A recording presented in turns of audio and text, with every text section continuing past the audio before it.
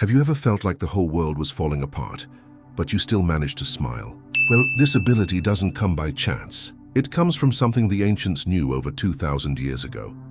Let me ask you a very sincere question. Do you think happiness depends on what happens to you or on how you choose to face it? Think about that while I tell you a story. You know, there are people who weather storms and come out on top. There are people who lose everything and still don't lose their peace. And there are people who have everything but live in torment. The difference isn't in what life offers.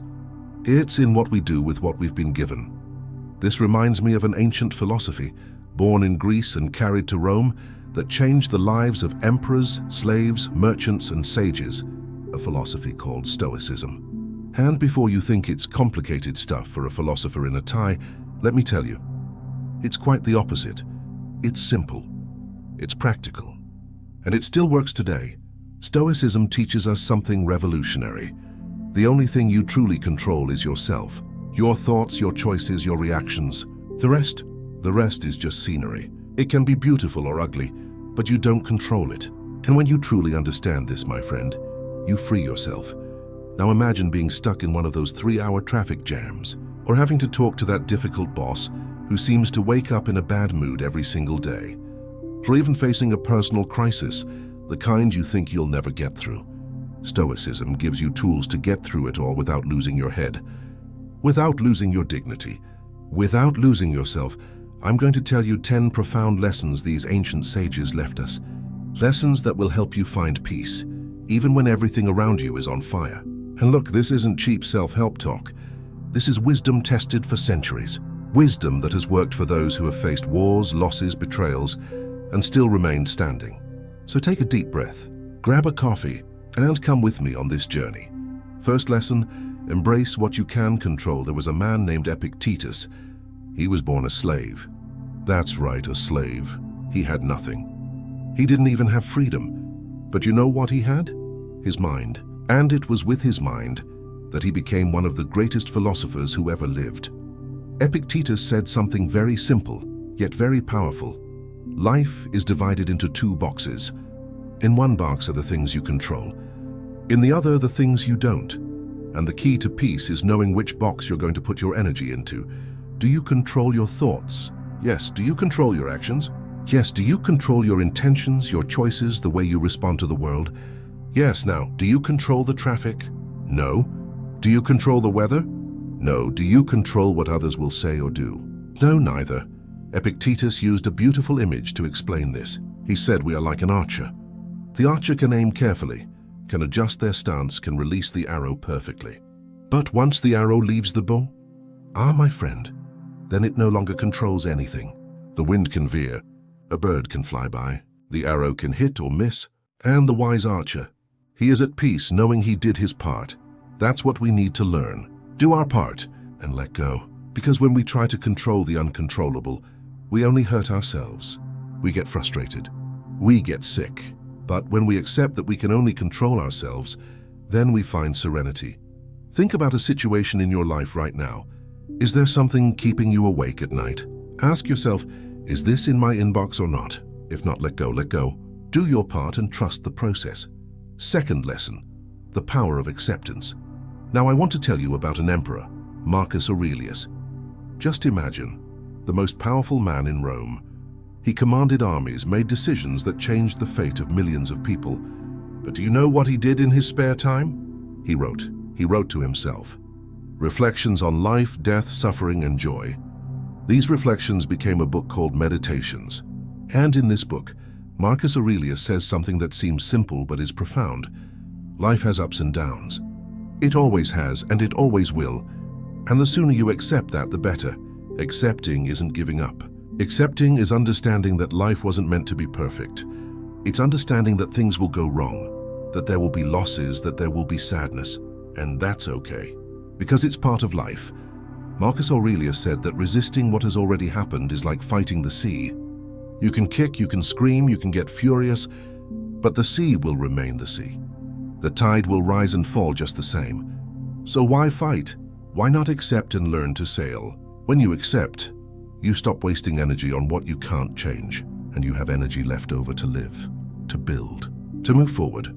There's a quote of his that I really like. You have power over your mind, not over external events. Realize this and you will find strength. It's true. Strength isn't in controlling the world. Strength is in accepting the world and still choosing how you will respond. Third lesson, practice mindfulness. Now let's talk about Seneca. He was a rich, powerful man, an advisor to emperors. But do you know what he said?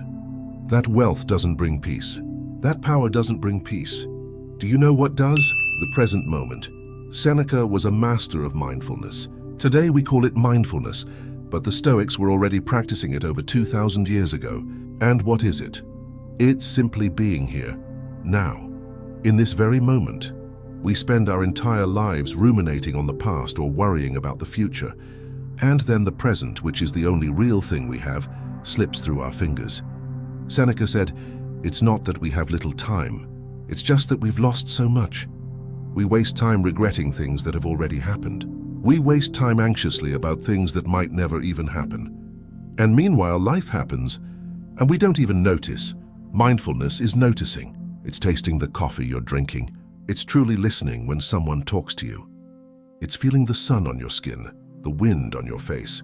It's truly being alive. Seneca isn't talking about extraordinary moments.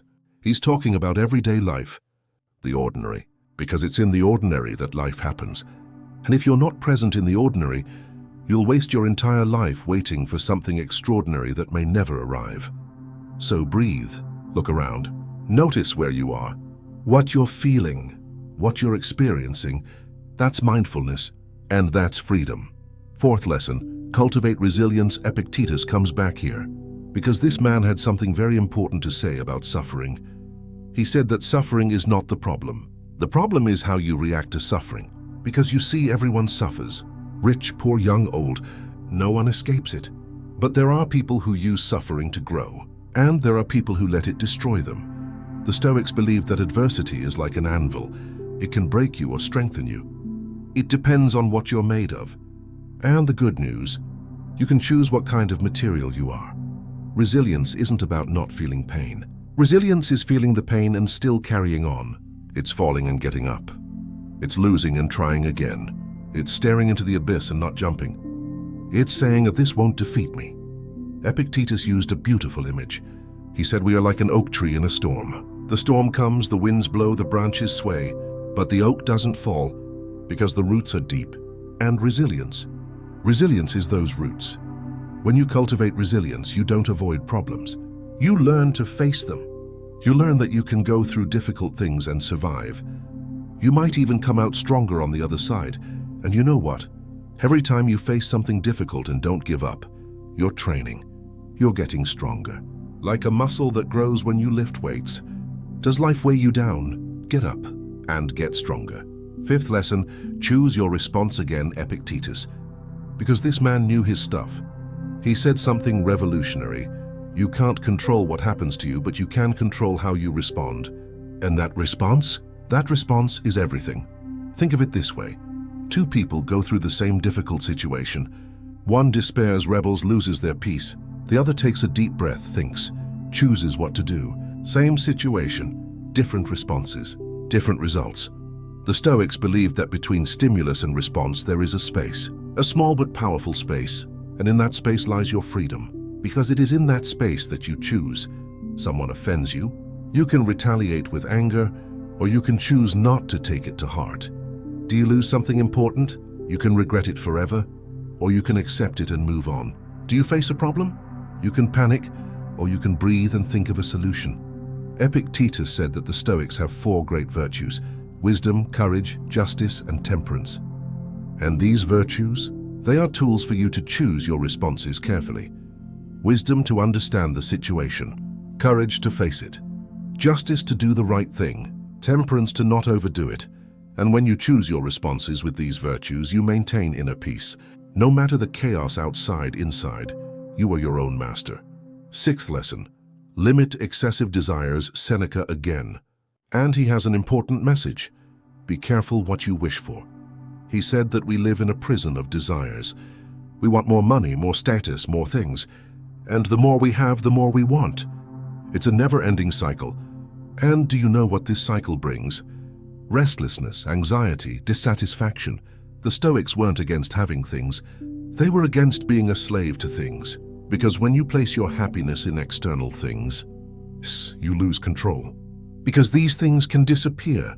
And then what's left? Seneca said that true wealth isn't about having a lot. It's about needing a little. When you simplify your desires, when you learn to be happy with the essentials, you find a peace that no one can take away from you. You don't need a mansion to be happy. You don't need an imported car. You don't need designer clothes. Of course, if you have one, that's fine. But don't let that define you. Don't let that be the source of your peace. True peace comes from within. It comes from knowing that you're okay, regardless of what you have or don't have. It comes from looking at what you already have and being grateful.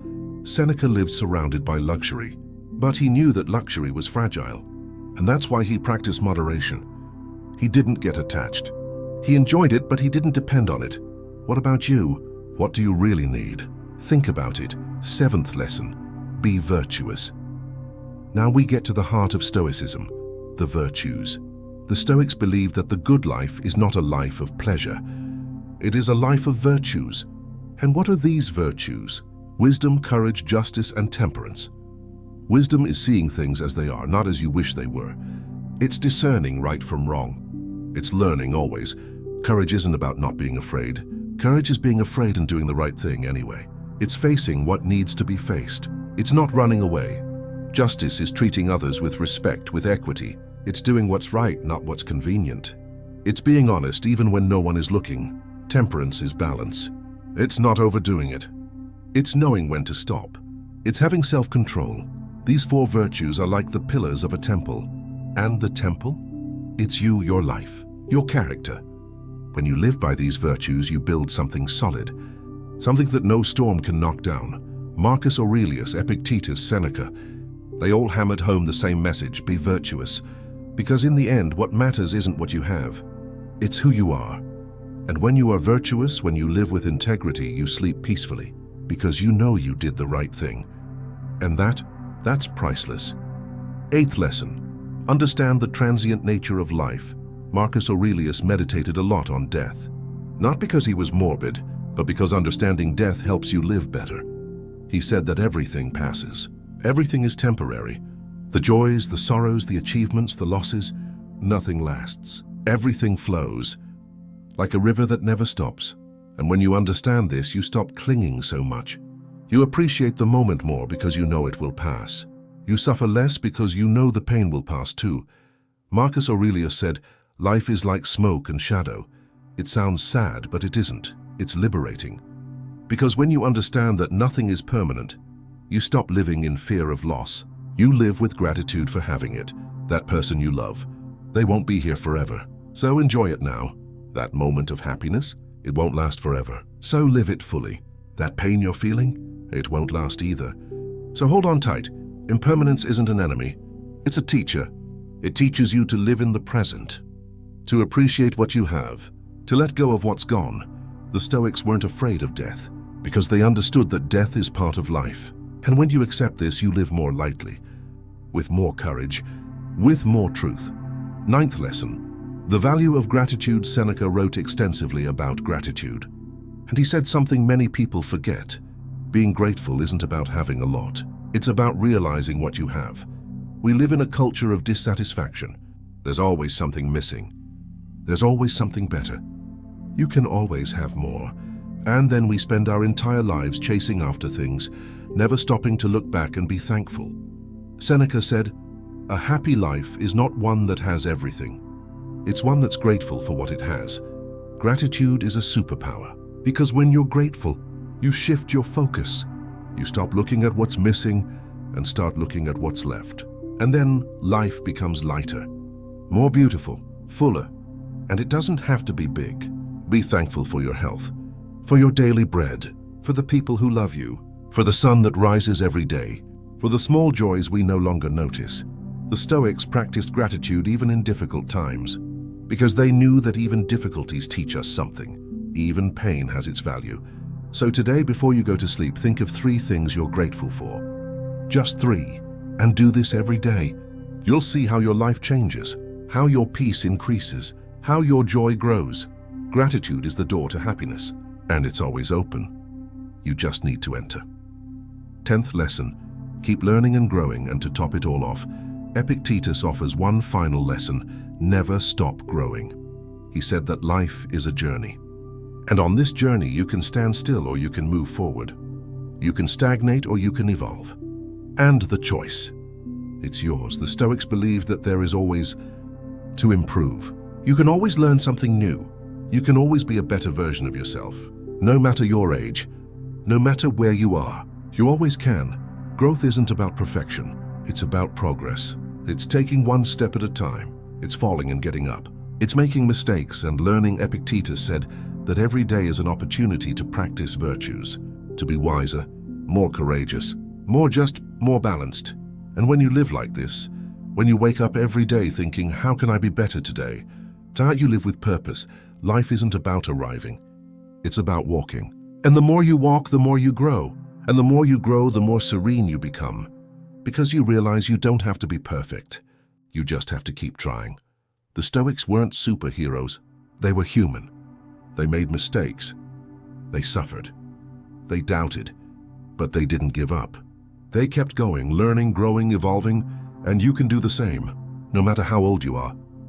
No matter what you've been through, you can still grow. You can still learn. You can still become who you've always wanted to be. In closing, look, my friend, Stoicism is not a religion. It's not a cult.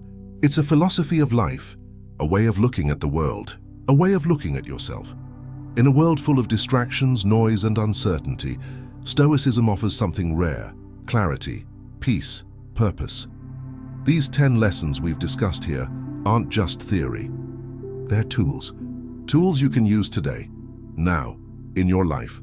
Control what you can control. Accept what you can't. Live in the present. Be resilient. Choose your responses wisely. Limit your desires. Be virtuous. Understand that everything passes. Be grateful. And never stop growing. If you apply these lessons, you'll realize something incredible. The peace you seek isn't out there. It's always been within you. It just needed to be discovered. The Stoics knew this. Marcus Aurelius, at the height of his power, knew it. Epictetus, in the depths of slavery, knew it. Seneca, surrounded by luxury and danger, knew it. And now you know it too. Life will continue to be life, with its ups and downs, with its joys and sorrows, but you can go through it all with dignity, with serenity, with peace. Because peace doesn't depend on the world. It depends on you. And that, my friend, no one can take away from you. Continued plus 20 chapters. Chapter 11. Recognize what's truly yours. You know something we easily forget, that almost nothing in this life is truly ours. Epictetus had a curious way of seeing things. He said that everything you have is borrowed. Your house, borrowed. Your money, borrowed. Even the people you love? They're borrowed from life. It sounds harsh, but listen carefully to what he's saying. When you understand that everything is temporary, that everything can disappear at any moment, you stop living as if you own the world and start living as a guardian. You care, but don't cling. The only thing that is truly yours is your character, your choices, your values. No one can take that away.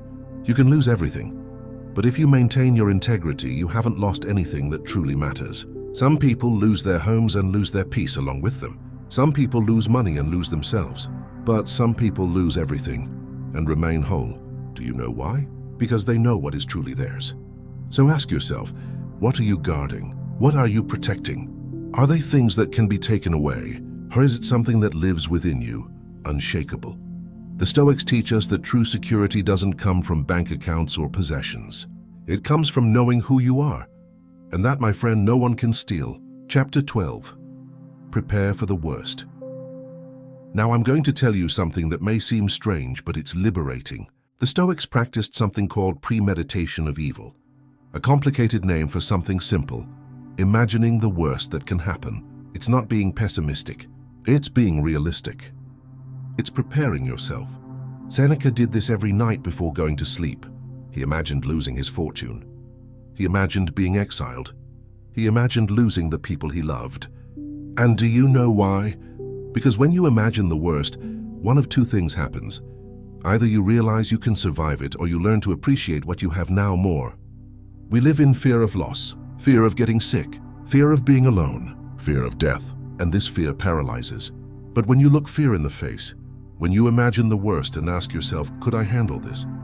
And the fear loses its power. It's not about attracting bad things. It's about taking away the power of fear. It's about realizing that you are stronger than you imagine. Seneca said, "He who anticipates the blows of fate is not surprised by them." When you prepare yourself mentally, when you know you can lose everything and still be okay, you live with more courage, with more freedom. So take a deep breath, think about your greatest fear, and ask yourself, if that happened, would I survive? The answer, most of the time, is yes. And when you realize this, fear becomes just another possibility, not a tyrant. Chapter 13, live as if each day were your last. Marcus Aurelius woke up every day thinking, I might not see the sunset today. He wasn't morbid. He was conscious. He was alive. When you live as if each day were your last, you don't procrastinate. You don't save words of love for later. You don't put off until tomorrow what you can do today. You don't waste time on nonsense.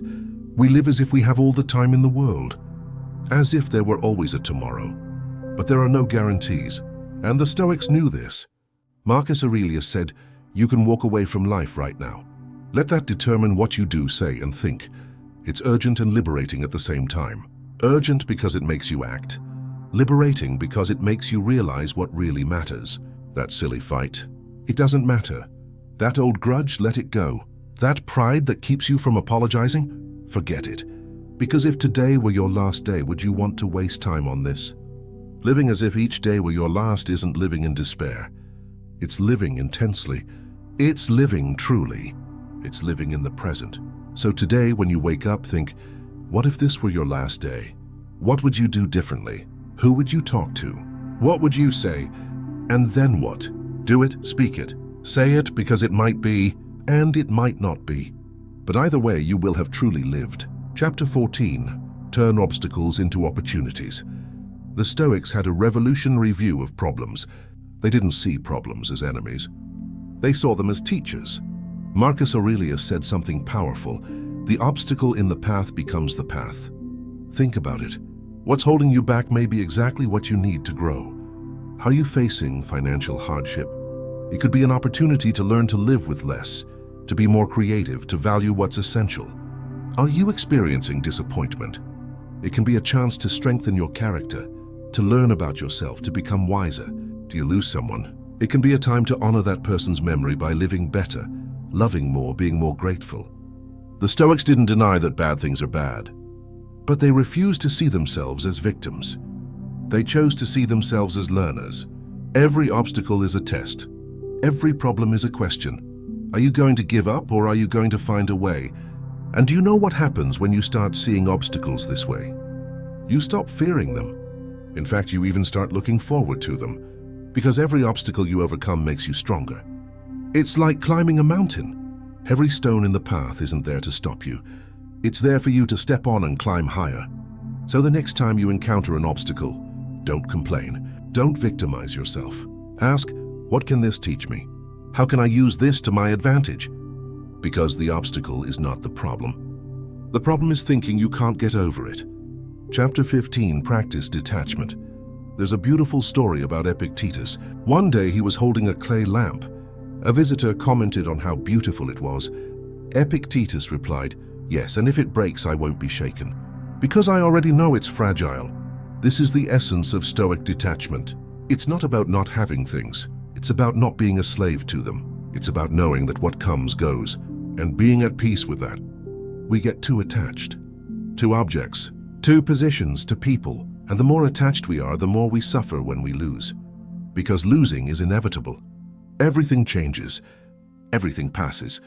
The Stoics teach us to love without holding on, to have without clinging, to appreciate without depending. You can love someone deeply, and at the same time know that they don't belong to you.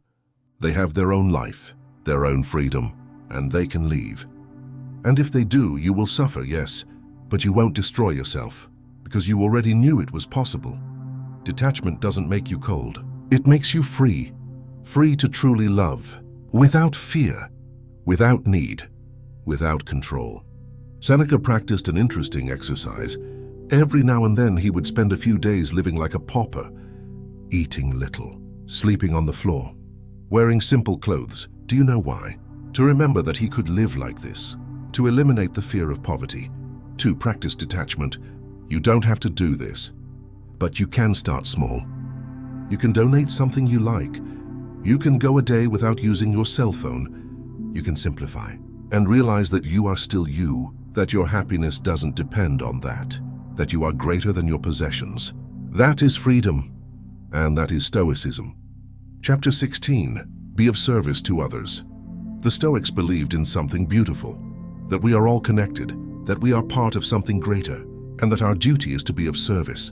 Marcus Aurelius said, "What does not benefit the hive does not benefit the bee." In other words, the individual good is linked to the collective good. You can't be happy alone stepping on others. You're only truly happy when you contribute. Contributing doesn't mean sacrificing yourself. It doesn't mean forgetting about yourself. It means understanding that your life is made up of